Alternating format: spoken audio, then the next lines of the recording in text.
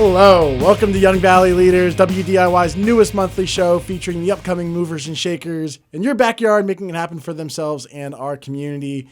I'm your host, Holzman, and today I'm here with Clarice Doup. Yeah, hi. Hey. Thanks for having the time here today and joining us. Clarice, you hail from Bethlehem, currently living in Allentown, and really always a part of the fabric of the Lehigh Valley. So thank you for being you and for taking action here. But true to the heart of gold that you have, and we've been friends for some years, so I can candidly and honestly say that you spent your professional life really working with people who need it the most, helping get their lives on track through supporting their rights and fundamental needs, whether that's basic things like housing, citizenship, working papers, and so much more.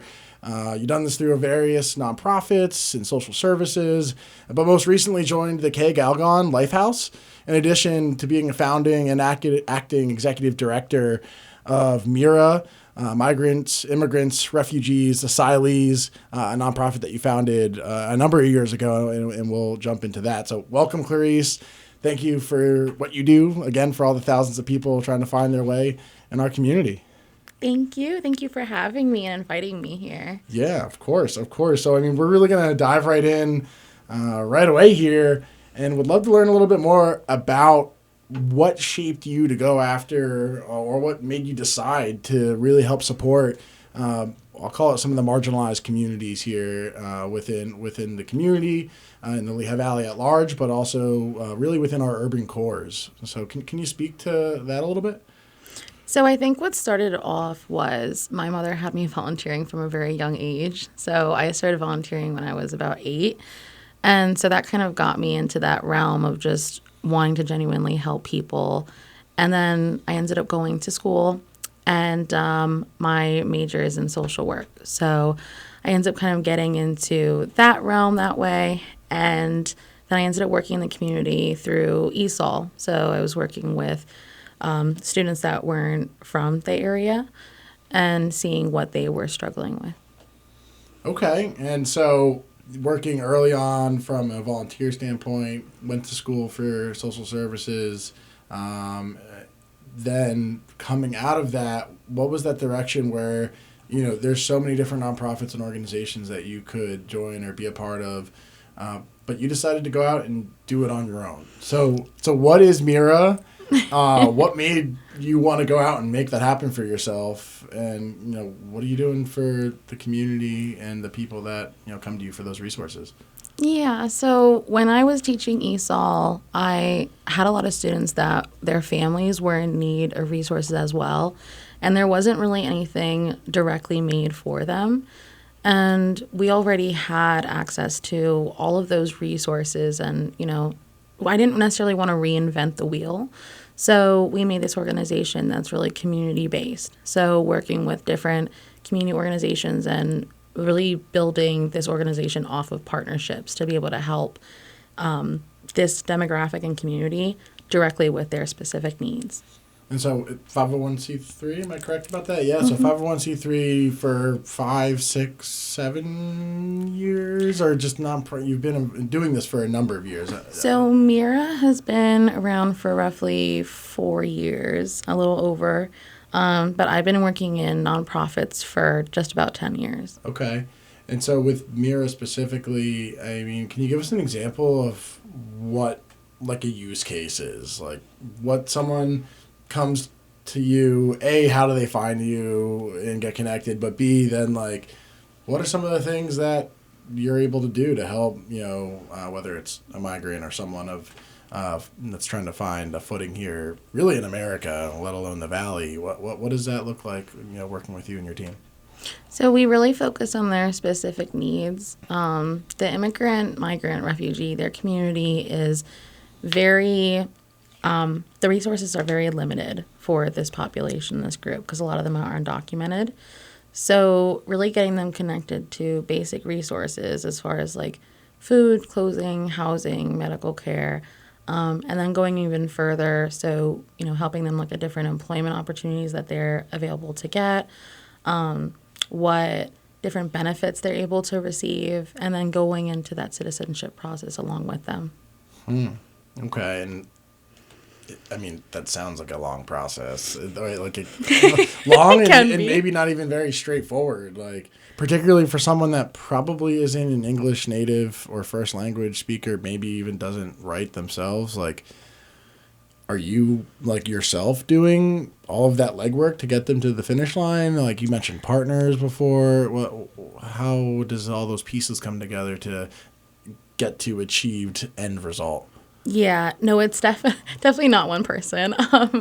The reason that we built it so community based is because, again, I didn't want to reinvent that wheel. So, just for example, if someone comes to us, and again, they're coming to us in different stages of what I had just mentioned. So sometimes they're ready for that citizenship process to start that. Sometimes they are just at the beginning and they literally just arrived to us last night. So it really depends at like what part of the process they're in. But again, like partnering with different organizations, that's always been one of the main things that I have made a part of MIRA. Because of there's just so many different organizations that already exist that have these resources, and they're just not in maybe not in touch with that community. So we kind of bridge them together. Okay. To kind of serve as that middle person. Interesting. And so you're really facilitating a lot of these conversations and connections and knowing where to point people. Yeah. In a rough sense of numbers, like how many people are you helping on like a monthly or yearly basis and to get to these things? So I know last time we looked at numbers, we were looking at roughly, I'm going to have to think of math. We were looking at roughly serving, it was like adding up to be about like 10 people a day, I think it was. 10 people a day? Yeah. So because of like all of our different services, so they could be coming to us just searching like for a food bank and it's quick and easy, or they could be coming to us and like searching for citizenship, or they could be attending one of like our English classes, trauma support groups. So really like depending on like what group, like what service they're seeking through us. Yeah, it was just to confirm and put that in some general rough annual numbers, we're talking like 3,600 people a year type of thing that's going through your nonprofit and you're connecting to different. Wow.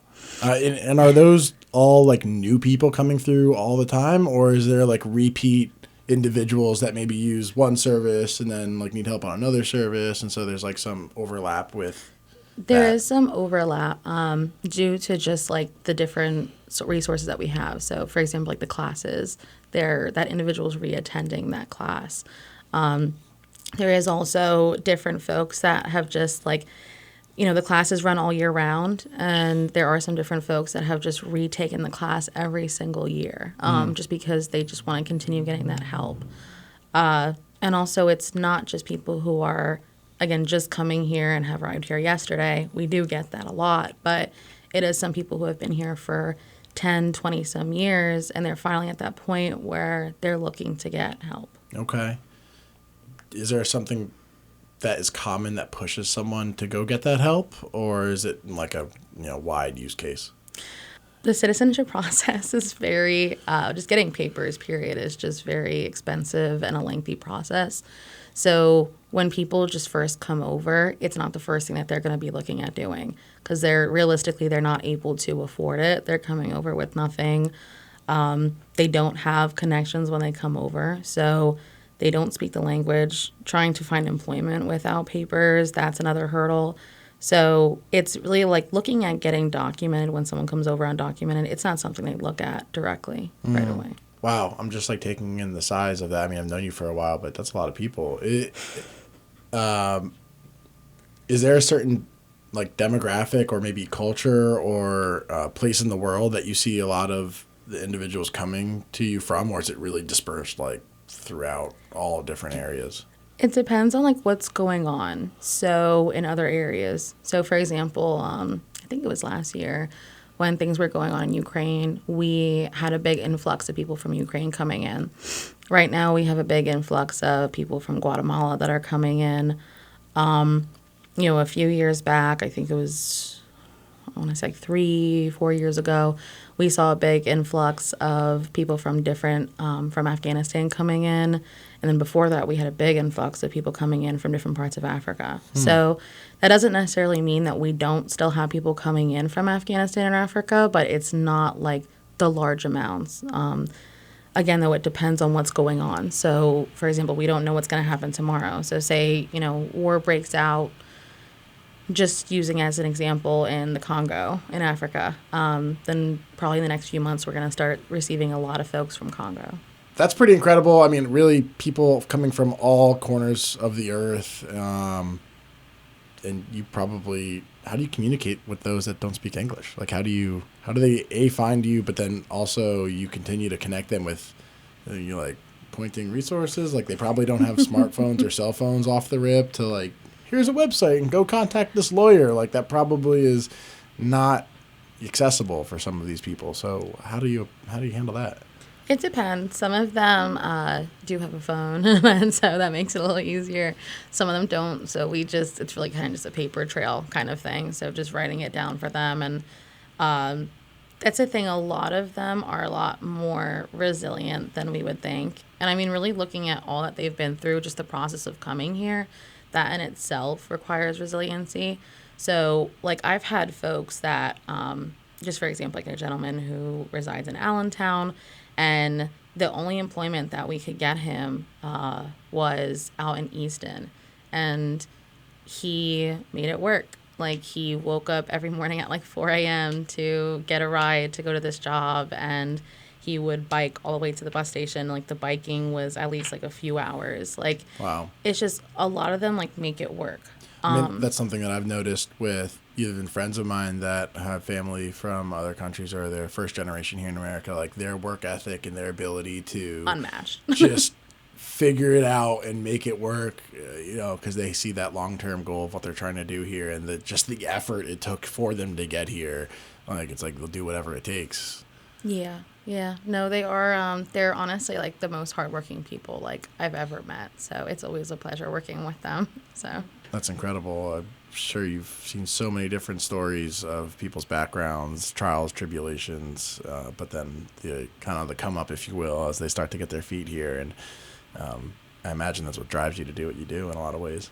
Yeah, I mean, it's always good, obviously, seeing like the success stories, but in the same way, just because these folks are resilient doesn't mean that we should expect them to just kind of take on everything in life and continue being resilient. So, for example, like, just because they were resilient in the process of coming here doesn't mean that we should expect them to be resilient in every other hurdle that they face while they're here.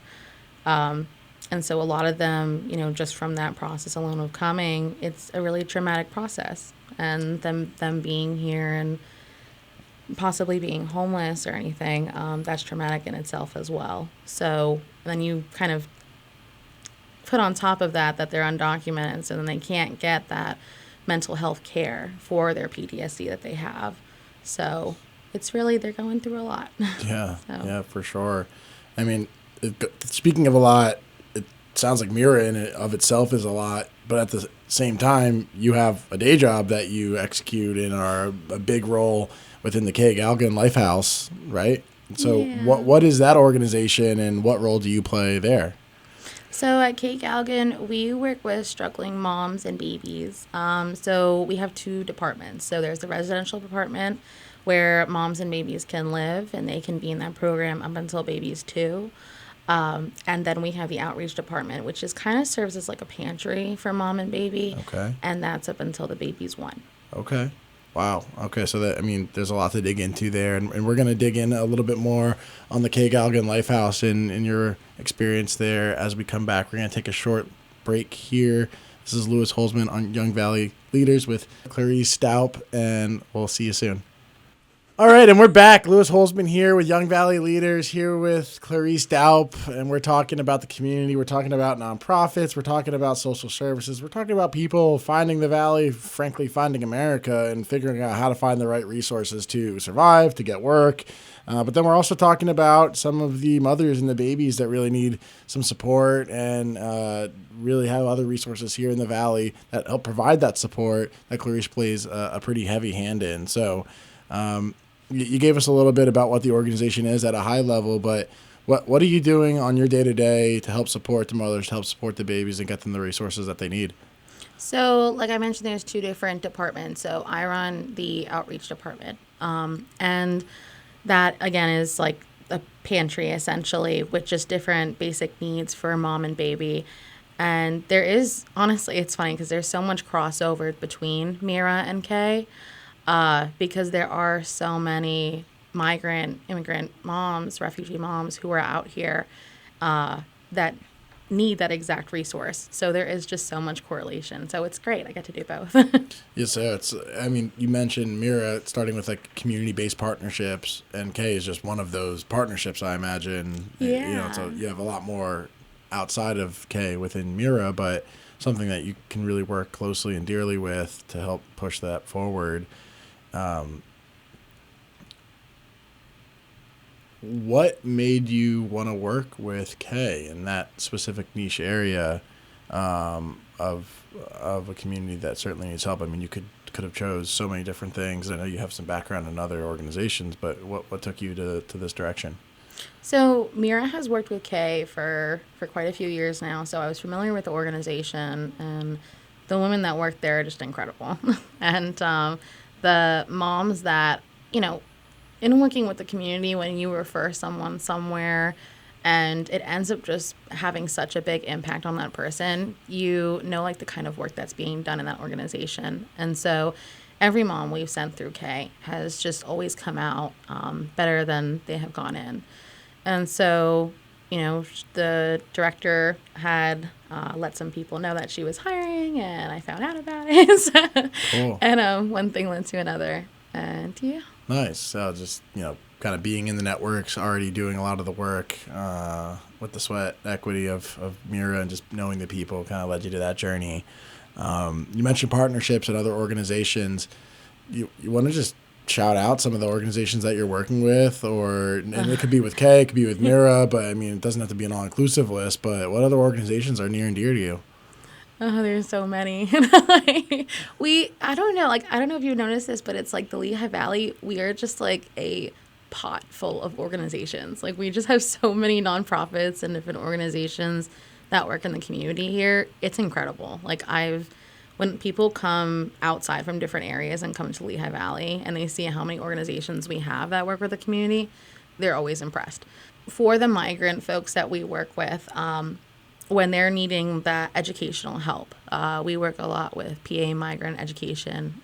They're a great program, and I may be a little favored because I used to work for them. So that's where I used to teach. So that's where I used to teach. Also, we get a lot of our refugee families that are seeking help. We get them through the Refugee Resettlement Agency. So our resettlement agency is actually located in Allentown, and so they're run under Bethany Christian Services. And so they work a lot with us as well. There's really just so many organizations. My husband runs the food pantry over at New Bethany.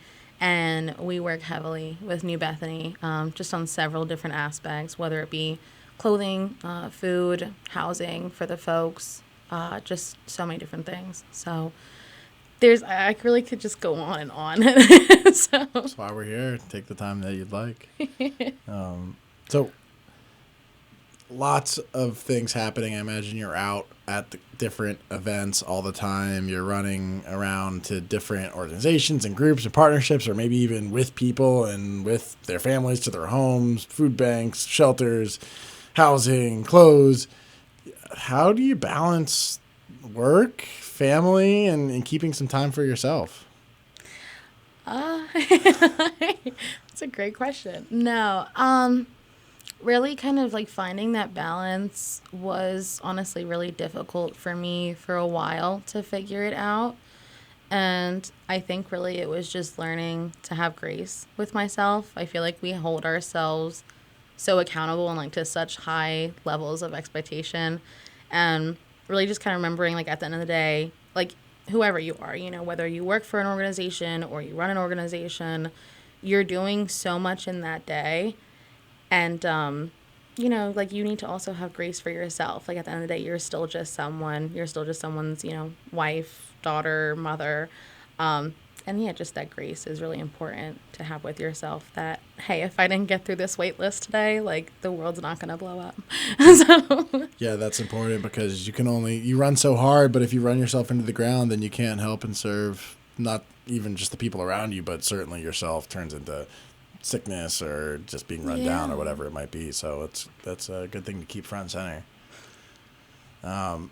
So kind of leading into that, any like core values or guiding principles that, you know, impact your work, or maybe that you live by, that influence how you approach your work and that you can attribute your success to? what's that thing that is in Allentown, that gallery thing? I don't know. There's a lot of galleries. There's the art museum. The There's Soft music Machine one. Gallery. That one. Yeah, that one. That's so cool. On Ridge Avenue downtown. Yeah. Okay. Yeah. Yeah. They run a nice shop over there, and they're great people. It's great to support artists and some of the, you know, local artists and gallery owners. You find yourself there with some music from time to time. I love it. I love the Soft Machine Gallery. They have like so many different like new different music options. It's just a really nice like hole in the wall place, because not a lot of people know about it. Yeah, no, shout out Soft Machine Gallery. It's so random. Sure. That hasn't been brought Great. up on the show thus far, so that's a great thing to pull forward. How about food? You do food anywhere specifically? So I'm such a foodie. It's so bad. Okay. My husband is like, we need to stop eating everywhere. I would say like one of my favorite restaurants right now is Ayat. It's Middle Eastern food, and it's over in Allentown. Palestinian, I think, right? Its origination. It's so good. Yeah, I was actually just there for the first time 2 weeks ago, and it slapped. Yeah, no, it really does. They're hummus. Yeah, they're really good. Nice. Yeah, definitely. Ayat, that's on the 13th and Tillman in Allentown. AYAT. Yeah, so if you haven't checked that out, go check it out.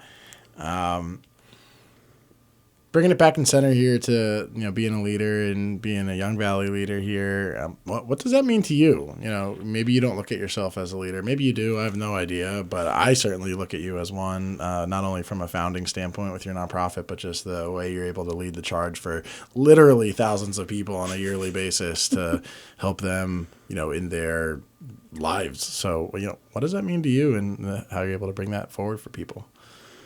I honestly am shocked every day that I even decided to start MIRA.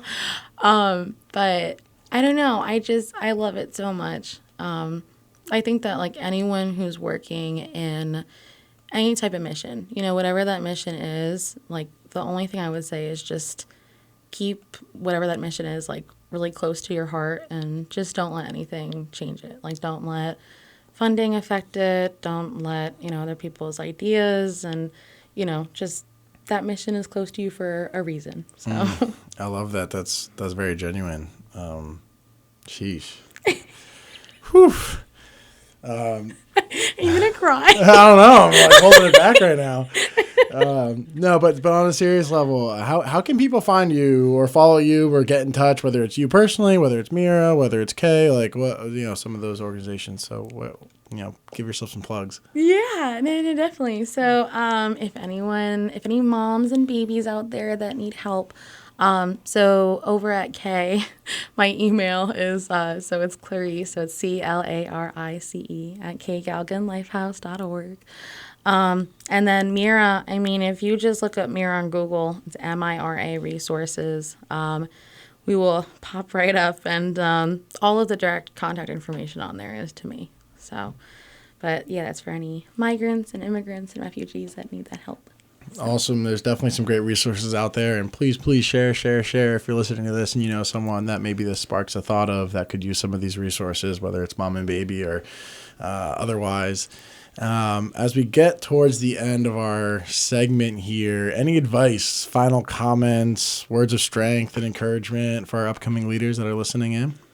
I'm just so grateful that I'm able to be on any type of shows like this and to raise awareness for, that mission that holds so near and dear to my heart. So anyone out there that has a mission that is really close to them, if all you really have to do is just take that one step forward, and really everything will just kind of come on after that. And, who knows, you'll be on a show like this.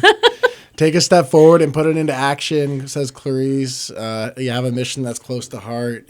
You're only one step away from actually putting it into reality and making an impact on people. And thank you again for everything that you've done and continue to do here in the Valley for those thousands of people in a variety of different ways, Clarice. And thank you for coming on the show. Thank you. Thank you for inviting me. Absolutely, absolutely. And I think that does about it here for episode 8 of Young Valley Leaders. Here in the books, big thank you again, Clarice, for coming out and taking the time, bringing valuable insight into the world of community, nonprofits, and different social services. It's really been a pleasure having you on the show. We certainly do welcome any comments or questions from our listeners. You can find this airing live monthly on WDIY 88.1 FM on the second Monday of each month at 6:30 p.m. and forever streaming with all of the other episodes on WDIY.org, along with Spotify, Apple Podcast, and WDIY's YouTube and other social media channels, and I believe also NPR. Lastly, I'd be remiss without saying a big shout out to some people making this program possible. Lauren Matthews with an awesome logo, bringing the Young Valley Leaders brand to life. Matt Cajun live and in studio with us today, behind the camera, making this interview come to life on screen. And then, of course, James, Seamus, and all of the good folks here at WDIY for giving us the time, the space to bring this show alive, and for supporting efforts to disseminate across the website, YouTube, social media, Spotify, Apple Podcasts, NPR, and all that fun jazz where you can find this indefinitely. Again, I'm Louis Holzman, your host of Young Valley Leaders on WDIY 88.1, Lehigh Valley Public Radio. Thanks for tuning in, and until next month.